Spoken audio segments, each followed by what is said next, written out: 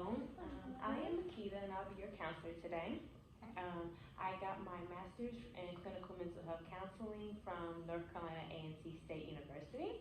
And now I am a licensed mental health counselor associate, which just means I have a supervisor who will help me just learn more and focus on my techniques so I can be the best counselor for you.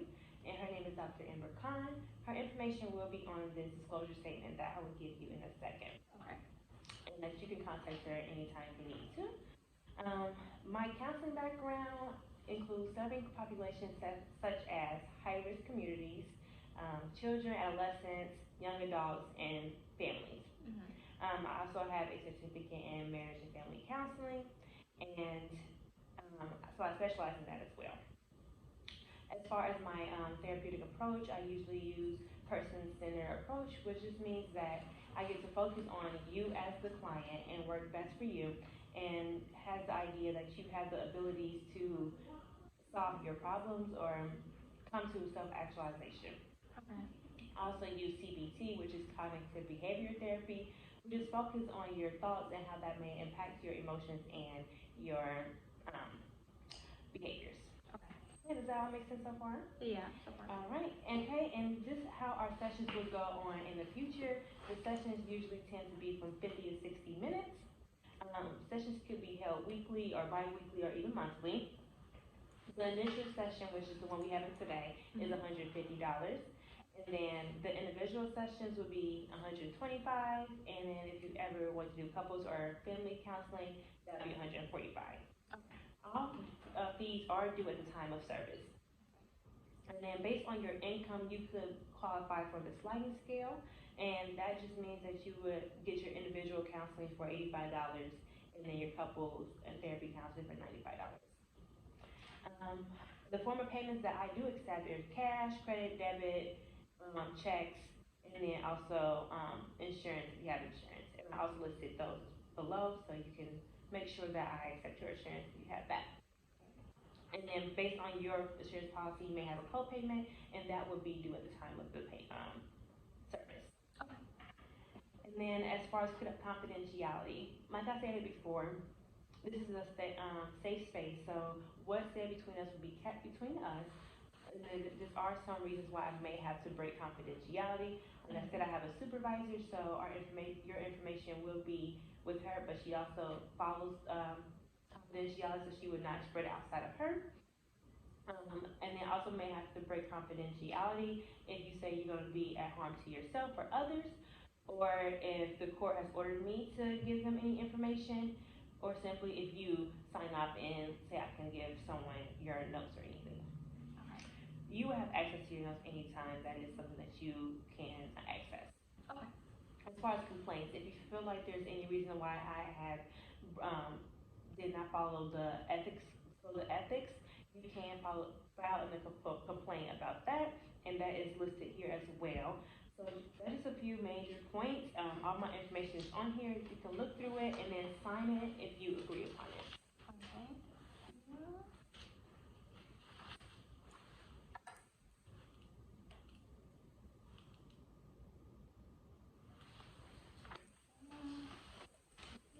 I'm just going to sign it as well, and this can be found in your file, and I'll also give you a copy so you can always look back on it. Okay. All right. Well, that's enough about me. So tell me a little bit about yourself and what brings you in today. Okay. This is kind of like a new environment that I'm in, whole new state and everything. So,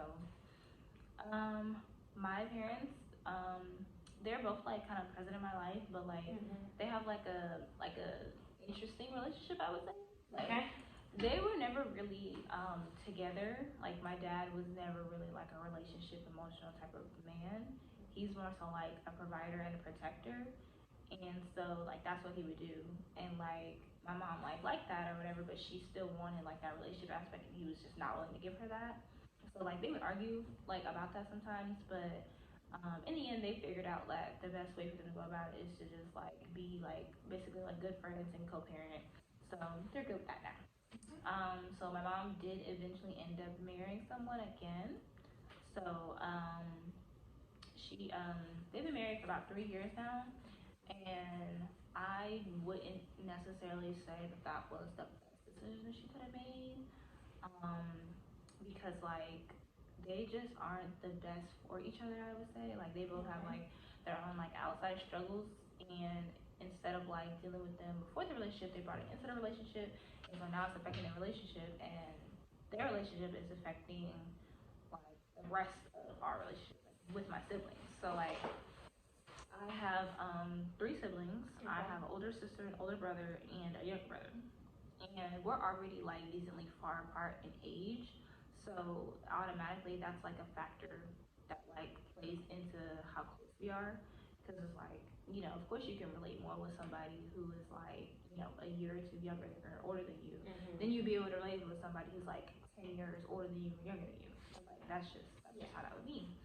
So yeah, it feels like now like when we all get together, it's kind of like weird, sort of, because like none of us really like my mom's husband because he just does things that like it like negatively affects us and negatively impacts us. And it's like my mom is like fighting for this relationship to stay alive because she's like, you know, I'm in my 50s, like I don't want to have to go through dating again and do that and the third. And it's like I get that, but like this is not it, mom. Like this is not it, and it's affecting your children. Like we don't want to necessarily like come to the house and do stuff with you because we know that he's probably gonna be there. So it's just like dealing with that has been like frustrating and annoying, I would say. Okay, so it sounds like your mom's newly marriage has been an impact to you and your family and kind of shifted the dynamic of things. Have you had a conversation about how that has affected you guys with your mom? I feel like we do, but we don't in a sense. Like when it's just me and my siblings, we're like completely unfiltered. Like we say everything, we talk about it and everything. But like, of course, with my mom, we're not gonna do that because like we still have to be like respectful and like be considerate of her feelings and everything. Because like, of course, like this is her husband, so it's like you know she does have like she loves him or whatever. But like we're just like you know we feel like the things that he's done doesn't necessarily give off like I love you type of energy. Okay.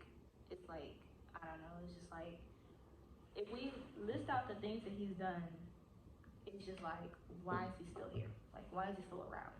Like and we kind of like say that to her in a sense. We're like you know we feel like it would be better off for you to just like you know divorce him and like let that be where it is and like go on about your life because it's like this is no way for you to live like you know but at the end of the day we're gonna support your decision no matter what but just know that this is how we feel. Okay. So yeah. So you had those conversations with her, but she still wants to stay in this relationship. Yeah. Okay, so because she wants to stay in this relationship, what do you think you and your siblings could do to help you guys move forward? I mean I don't know like it'll happen like where me and my siblings like when I go home to visit like we'll all be like in the kitchen talking or something and they won't be home and we'll be talking like even if we're not even talking about them like we could just be having like a regular conversation and then like they'll come home and we're all just like okay anyways and we just like disperse. So it's like we like deal with him but like only when we absolutely have to and if we don't have to then we just kind of don't. It's kind of like high and by type of thing. And it's like it works but at the same time it doesn't because it's like we're still like gonna have to interact at some point in some like in some type of way. So it's like we kind of try to like just pretend not pretend he's not there but just like acknowledge him as least as possible as less as possible.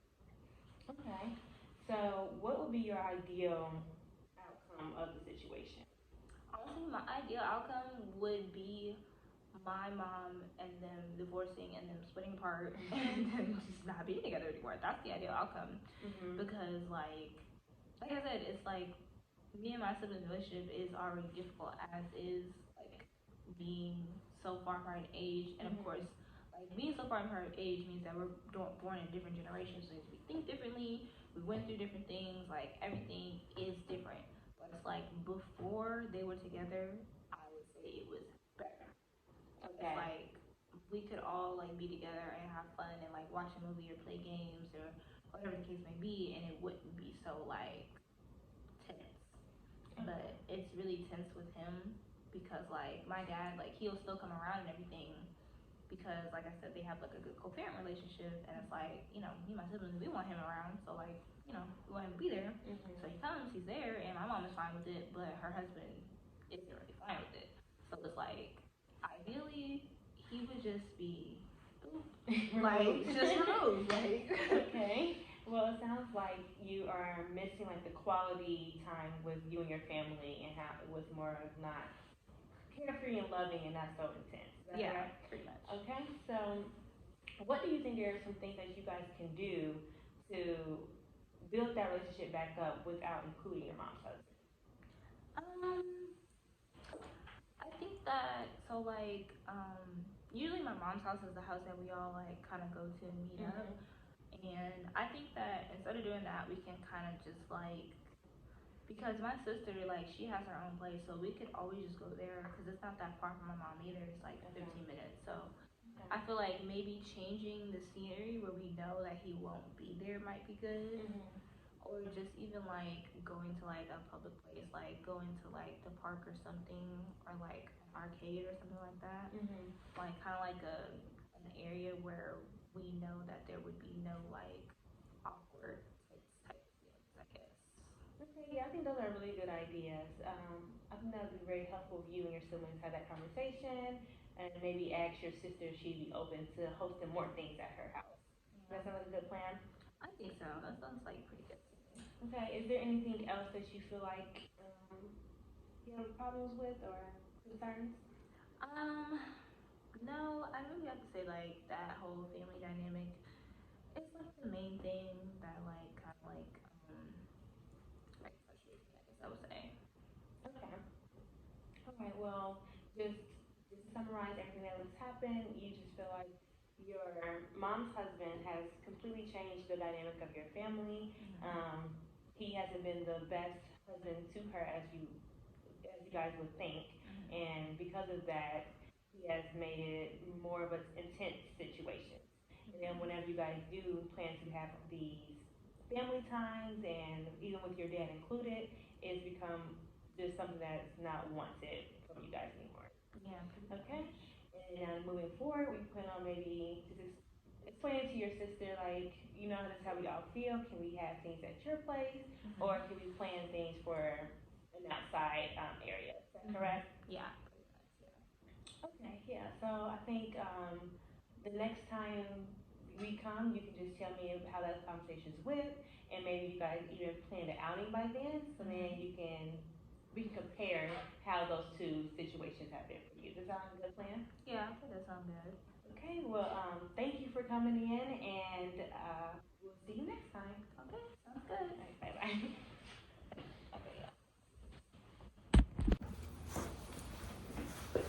Hello, welcome in.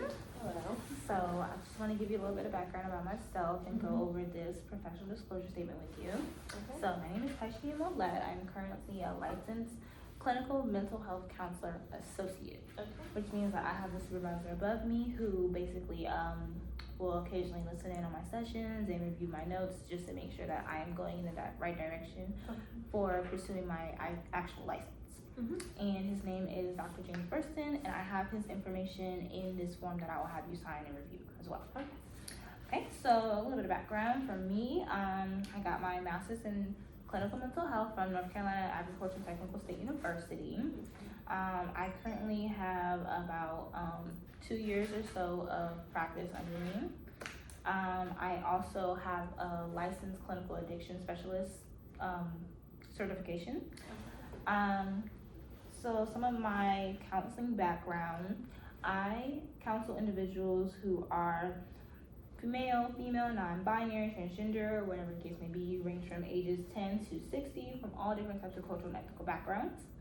I serve clients with a wide range of mental health and wellness challenges, so to say, depression, anxiety, interpersonal relationships, trauma, stress management. Like I said, I do have an addictions license, so I also serve in addictions as well.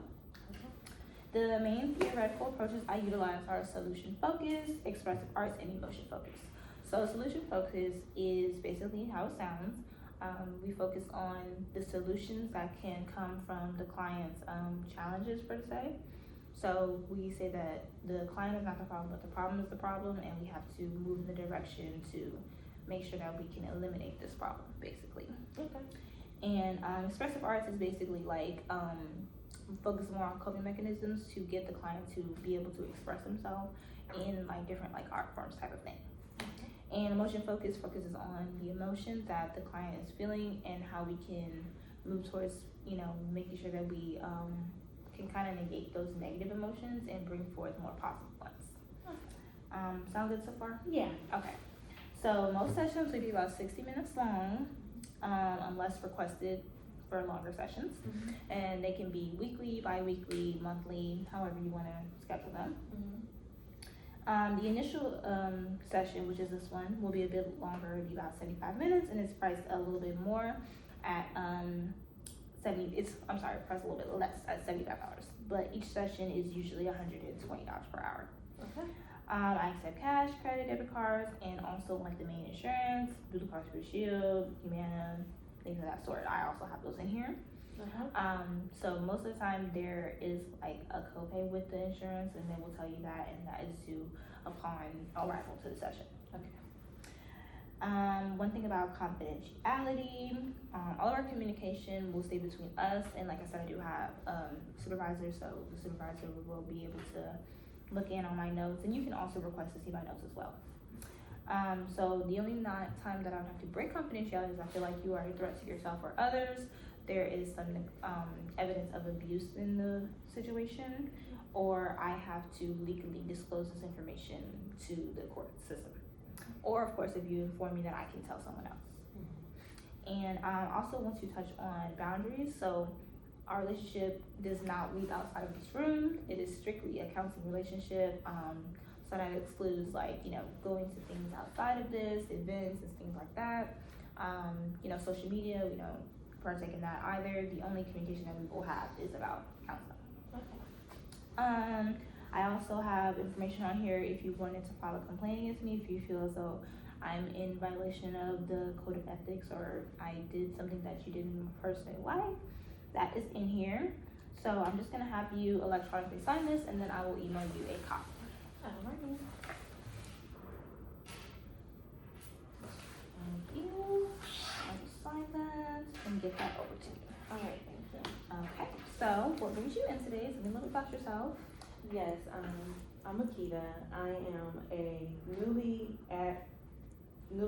grad student, Mm-hmm. and I just moved like 7 hours away from home to Okay. pursue this degree, and it's just been like a adjustment Mm-hmm. and a lot to process for me. Okay. Okay. How has the adjustment been? I just feel like there's been a lot of information thrown at me at once, Mm-hmm. and I'm trying to figure out how to balance it all and trying to figure out a plan to execute and do everything efficiently. Okay. When you say information, are you talking about in graduate school?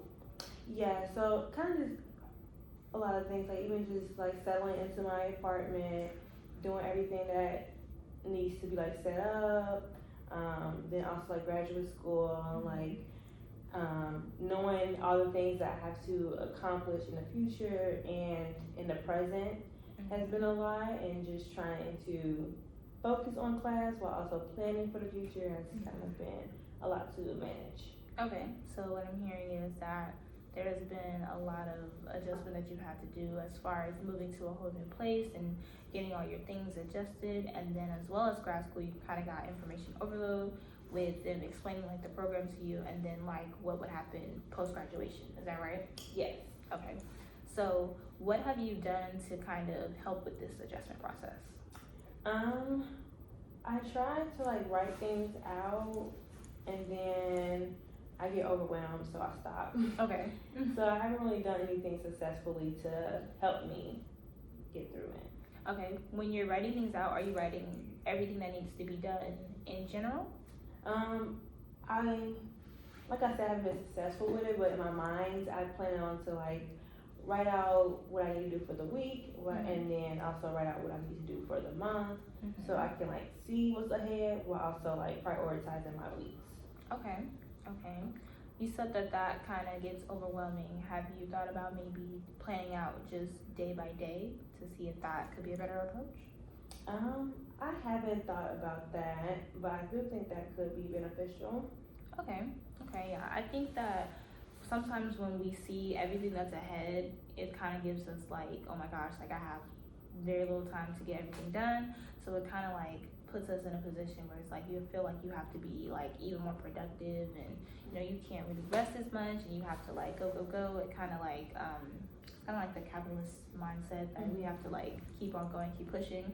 But as you said, it can be overwhelming. So sometimes we have to take a step back and kind of like look at just the day, because that is what's in the present. We have to kind of like try to focus on the present more so than the future. And I'm not saying we don't worry about the future, but I'm saying that we have to take things day by day sometimes. Yeah. Okay. So as far as adjustment goes, have you been getting acquainted with people? No, not really. I really just go to school and then go home and like work and stuff like that, but I haven't really had a social life since being here, and I've been like very homesick, and I'm not used to like not having any friends. Okay, I get that. It can definitely be difficult to make friends in a whole new state, a whole new environment. Grad school is completely different from undergrad. Have you done anything to maybe try to put yourself out there to get friends? Not really. I kind of just been scared to go to different events and stuff like that. I'm very like, at first I can be very reserved and shy, so like I don't want to really put myself out there to people. And then also I'm not always aware of what's going on. Okay. Yeah, to even like attend different things. Okay, when you say aware, you mean you are unaware of the events that are taking place? Yeah. Okay, gotcha, I understand. So what do you think are some things that you could possibly do to negate that? Maybe I could try to follow different social media accounts that post like different campus events. There are people in my class that I do like, and I could just really be more open to speaking with them and hanging with them. Maybe I just trying to get over the anxieties and stuff. Okay, I get that. What would you say is the root of that anxiety with meeting new people? I think the main reason is because I've had the same friends since 7th grade, and some even before that, and then the only time, like in undergrad, I made a lot of friends, but like only like 2 close friends. So like I don't really put myself out there to make friends. People usually like come to me, like, Gotcha. so, or I just know them all my life, so it's like I haven't really needed the need to go out and make friends. But now that I'm in a new state, I feel like I do need to put myself out there and be more open to new friends, but it's just a lot to do. Okay, that's perfectly understandable. It definitely does sound more challenging, more so that you haven't had to do this really in a really long time. So I definitely think that you are moving in the right direction by saying, you can follow different social media pages to at least know about the events. That would be the first part, is knowing about the events so that you can possibly plan to attend. And you did mention that there are people in your class that you would possibly maybe get along with, maybe? Okay. So have you thought about maybe exploring that outside of class? Yes, they actually have like invited me to different places, but a lot of times it doesn't work with my schedule, and or I'm like doing something else, so it's like I haven't really had the opportunity to go to those things. So that's kind of been the problem, and trying to figure out like something that I would enjoy going to. I don't know, because I don't really know what's here in the cities to even like suggest like, oh, maybe we should do this or do that. So it's Right. kind of just like I don't know what to how to go about it. Okay, that's understandable. And you don't know anybody in this city previously before moving here?